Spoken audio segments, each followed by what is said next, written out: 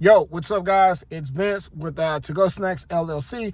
And what I'm going to do, I'm going to go out to my storage unit today and I'm going to show you guys one of my vending machines. And I'm just going to walk you through some of the components of the vending machine, some of the things to watch out for, how to load it up, and this, that, and the third. Okay. So give me a few minutes. Let me go get set up and we'll get right to it. All right.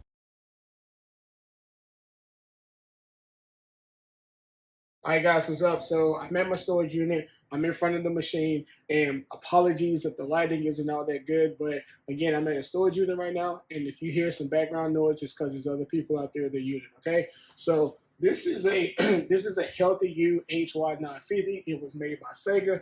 I don't know how tall it is, but I'm 6'1", so I'll let you guys kind of use my height as a reference. Real quick, it's a good machine.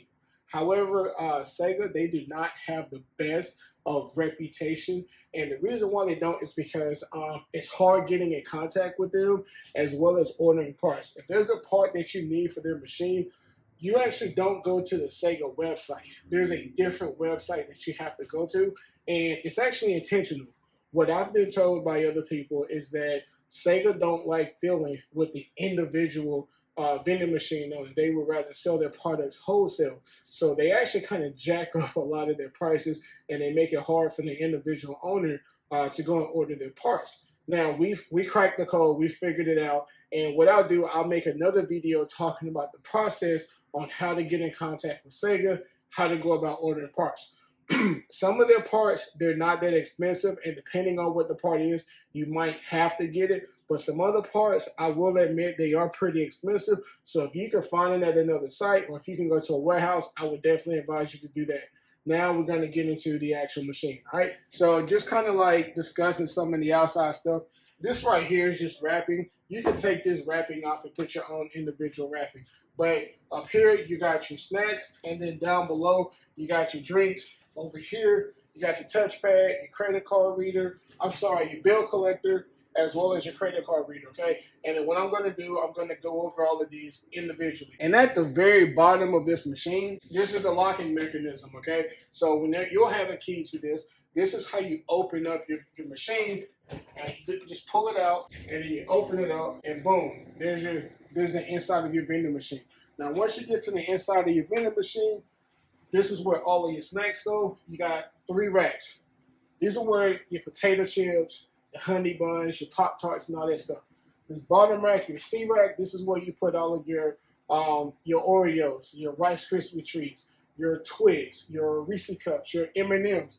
That's where all of this go, okay? Now, generally speaking, and I'm going to bring this up closer, generally speaking, these 2 rows right here, you can put 5 or you can put 7 coils up top, okay? So if you see here, 1, 2, 3, 4, 5, 1, 2, 3, 4, 5.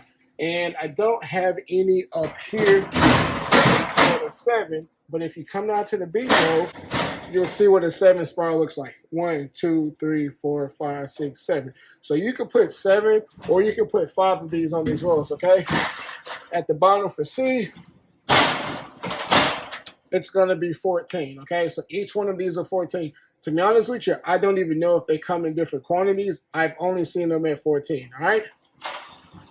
Okay, so now the drink part. I had to pause the video and lower it for you guys, okay? So when you come over here and you fill up your snack machine, you're going to put all of your drinks right here, okay? Now, if you look over to the left, you'll see this little gray box right here. You can actually unscrew this box, and this is where your drinks will go. All right, so for each slot, you'll have a different drink here. That way, when your customer comes up, they can see what goes in what slot. All right, so I'm going to just set this to the side. All right, so you come in here, you open everything up, and I'm not going to go too in detail with it, but you can see each different slot. You see D1, D2, D3, all the way through D8. And if you look at these tabs, you'll see where some of them are labeled can, some of them are labeled bottle. Don't worry about whether or not it says you can put can or bottle in there. You can put cans in all 8 selections if you want. You can put bottles in all 8 selections if you want. It's just that you have to go in here, which we're not going to do, and you have to change out one piece. That would have to be another video, okay? But depending on what you put in there, as far as whether or not you put in a 12-ounce can, whether or not you put in a 20-ounce drink or a 16-ounce drink, that will dictate how many you can put in each slot. But if you want, you can put all cans in this machine, or you can put all bottles in this machine. All right, now I'm back. So I had to put you guys on the tripod so I can move this camera around a little bit better, okay?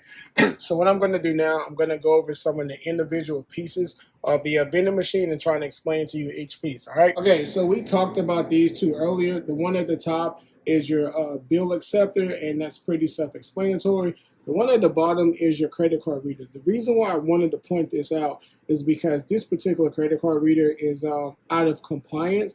Last year, back in 2022, the feds came up with some sort of law that if your card reader doesn't have some sort of capability, it was going to be out of compliance. So whenever we decide to put this one back out into the field, we have to get a new credit card reader. But obviously, this is where your credit card reader would go, right? And then when you come around to the back of this, and let me go the other way because I need you guys to see what's in my storage unit.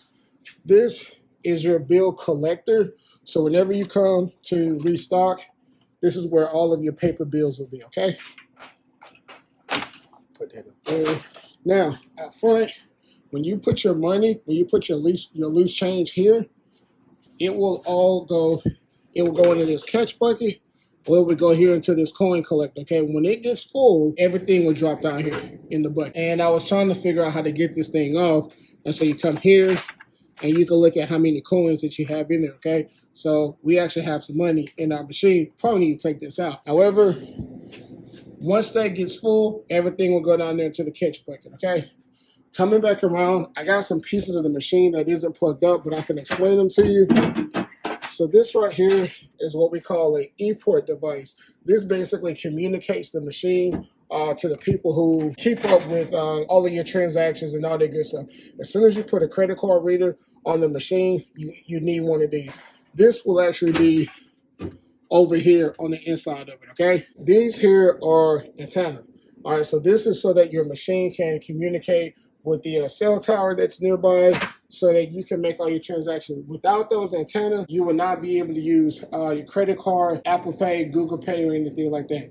Now, depending on where your location is at, you can get away with only using one of those antennas, but for the most part, you're gonna need two of them. They're pretty cheap. They're only about $7 to $8. So go ahead, get your two, and you'll be good to go. Now, these antennas actually connect right here on the e-port device.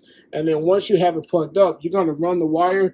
There's going to be a hole somewhere on the inside, and it will sit up top of your vending machine just like that, okay? Okay, I want to show you guys one more thing. I just took a few minutes to put everything up. So you got that e-port device, you got your credit card reader, you got your coin collector and all that good stuff. When you go on the inside of your vending machine and when you look in here, you see that little green thing right there?